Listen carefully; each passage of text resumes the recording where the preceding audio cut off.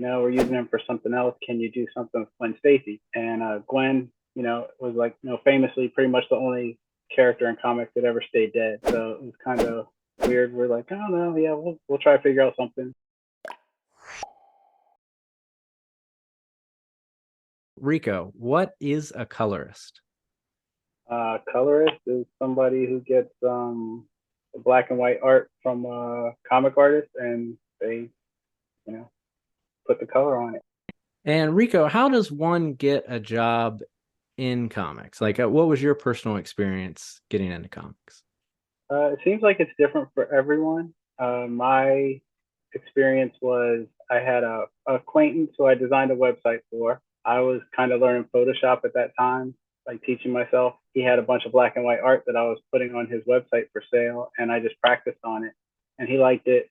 And his name is Chris Brunner, and we ended up working together for, I don't know, 20 plus years. He had got a gig doing Legends of the Dark Knight, and he asked if I could color it, and the editor, because I was new, said no, but we like your stuff, so we'll let you do the covers. I ended up just doing the covers for a Batman book as my first job. So not a typical story, but I was pretty lucky. And from that, did you keep doing covers for Batman, or if you can remember, like what was probably like a job right after? I think I did some indie stuff with did a book with Todd DeZaga and Craig Russo called For Half a Knot. A couple little Marvel short story things with David Williams. I was getting a bunch of covers back then, just here and there. So long ago. I think I started in like 99, 2000. Do you remember getting into comics? Like, do you have like an early comic memory as a kid that kind of like led you to think? Or even, I guess, a bigger question is like, did you see yourself getting into comics? Was it like a thing at some point that you thought was like a viable career, I guess is a way to put it?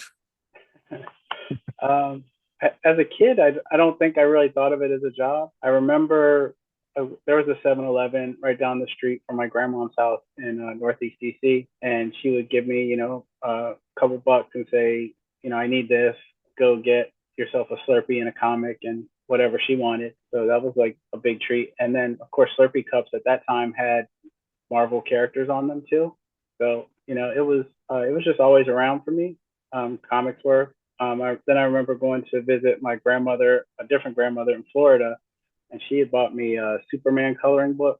Looking back at it, is the colors on Superman's costume are like cyan, and his cape's kind of pink, and it turns out like I think this coloring book was really influential on me, but I still never really thought of it as a job. I guess once you start recognizing artists and stuff and remembering names, like that's when you kind of realize that. But I don't think that was until like middle school or high school, and I was really into Art Adams and Mike Mignola and, I don't know, Bill Sienkiewicz, Rick Leonardi, those guys. Yeah, wanted to be like them when I grew up. And how avid of a comic reader or collector were you? I guess like as you got into your teens. I was really hardcore until high school, and then I kind of quit for a while, and then Image happened, like I think right when I was finishing high school or right after, and I got back into it like super hardcore again. What would you say are some of your art influences? My biggest one in comics is probably Mark Chiarello. He was a painter and color artist. Eventually became the cover editor at DC, and he was actually the first person to give me a job.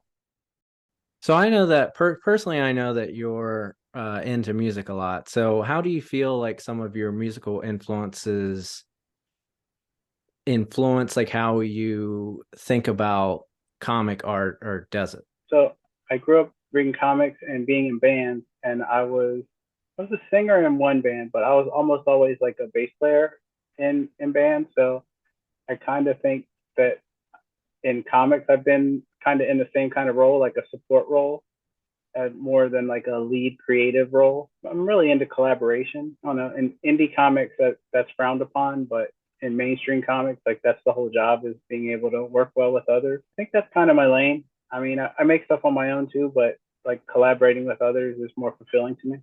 Since you're talking with us at GoCollect, what is something that you collect? I guess personally, I feel like I've seen that you're really into sneakers, so I don't know if that's the answer or if there's something else that I just don't know. Yeah, I do love sneakers. My wife does not like my sneaker habit. Um, it's easier to sneak a comic into the house than a pair of sneakers. Yeah. I still get comics, but now I'm mostly like trades and hardcovers and stuff.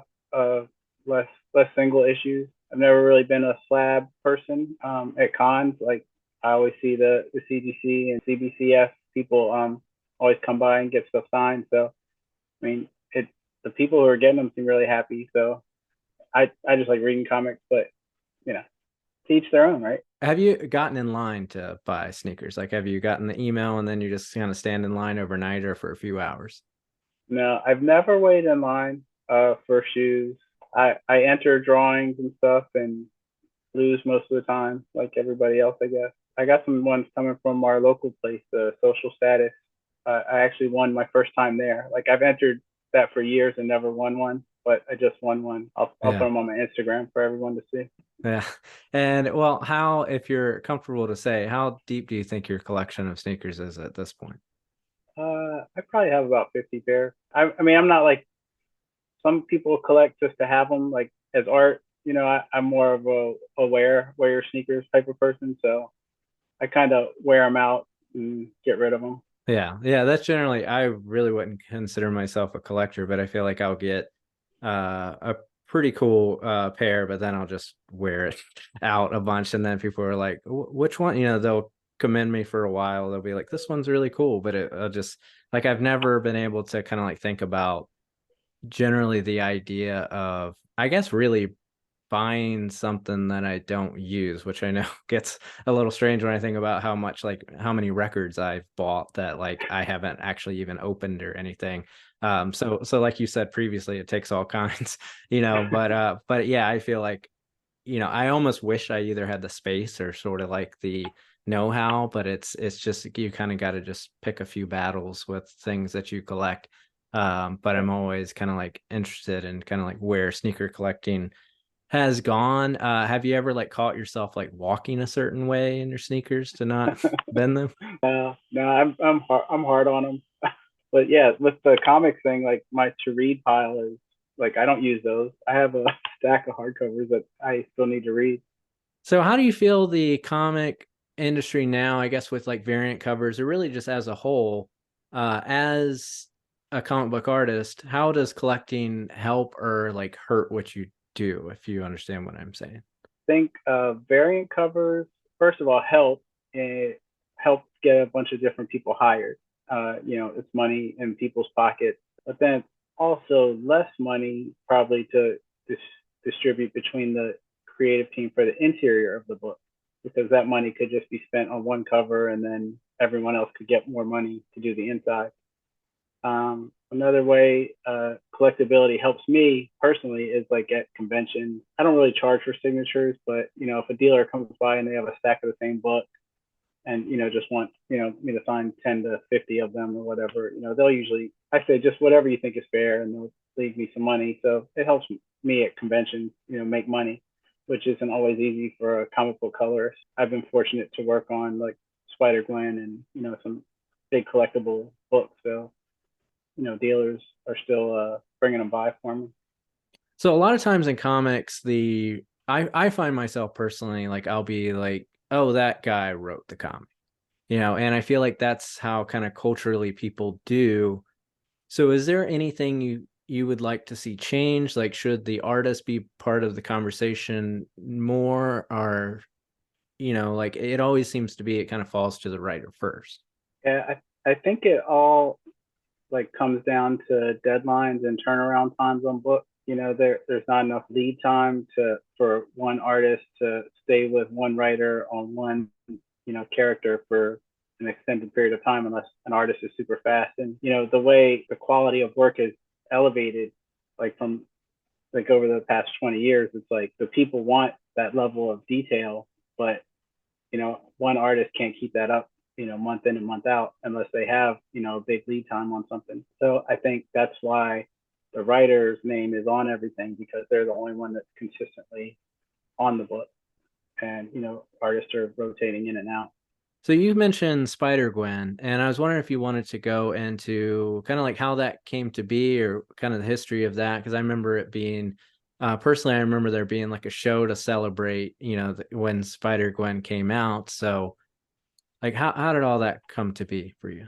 Guess Marvel was doing a Edge of Spider-Verse, which was going to be like alternate reality, like Elseworlds for Spider-Man. They asked Jason Latour and Robbie Rodriguez if they wanted to do one, and the first idea they had was for Uncle Ben to be a spider person, and they said, "No, we're using him for something else. Can you do something with Gwen Stacy?" And Gwen, was like, famously pretty much the only character in comics that ever stayed dead. So it was kind of weird. We're like, "Oh no, yeah, we'll try to figure out something." We all kind of batted around like costume ideas. The main thing was didn't want to draw a bunch of webs all the time. We wanted something a little sleeker. That design came out and made a big impact on the web.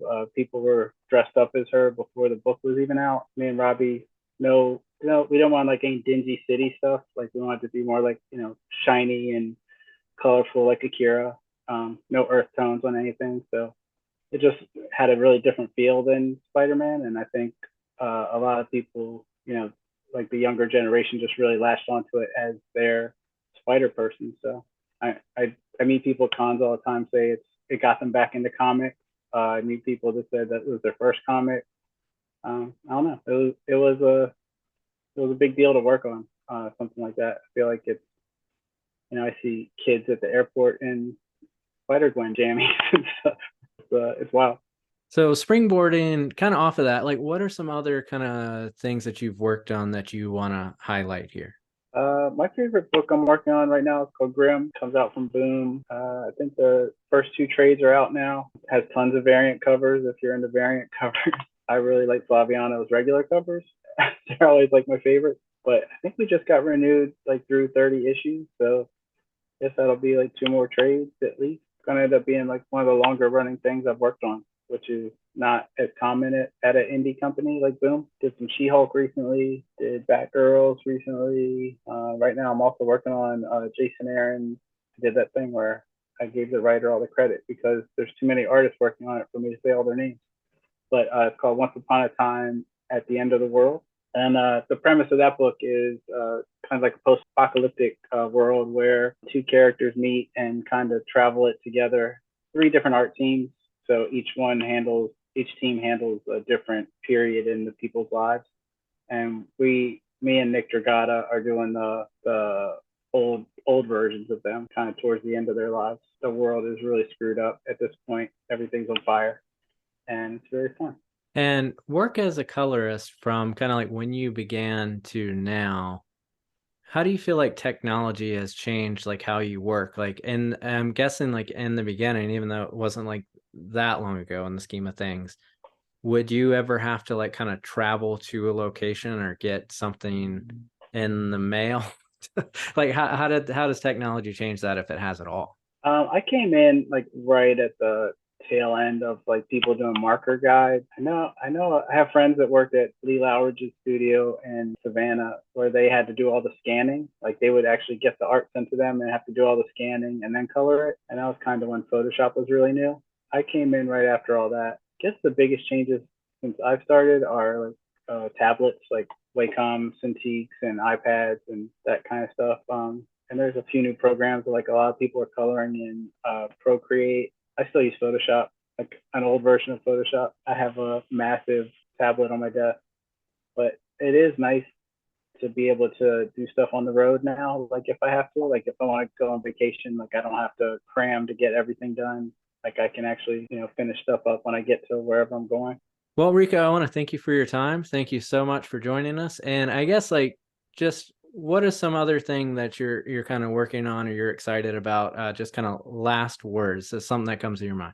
Like we didn't really talk about it, but I do some design stuff also. And I just designed a cover for my friend David Harper, who is also a podcaster who does the podcast called Off Panel, where he interviews comic artists. But he is doing a zine version of his sketch book that he does every year, but he's doing it just a small one for NYCC. and he'll have those there. And I did the covers for that, and that was really fun. He's fun to collaborate with. He just wanted it to look like zany, I guess, you know. So I tore stuff and collage stuff together. It's got, you know, Gambit dunking a basketball on the cover. It's gonna be really cool. Yeah. And how is Pouchtober coming along? I'm gonna start on October 1st with Spawn. Yeah, check me out at Who Is Rico on Instagram and play Pouchtober with us. You know, I hope to see your drawings, Josh.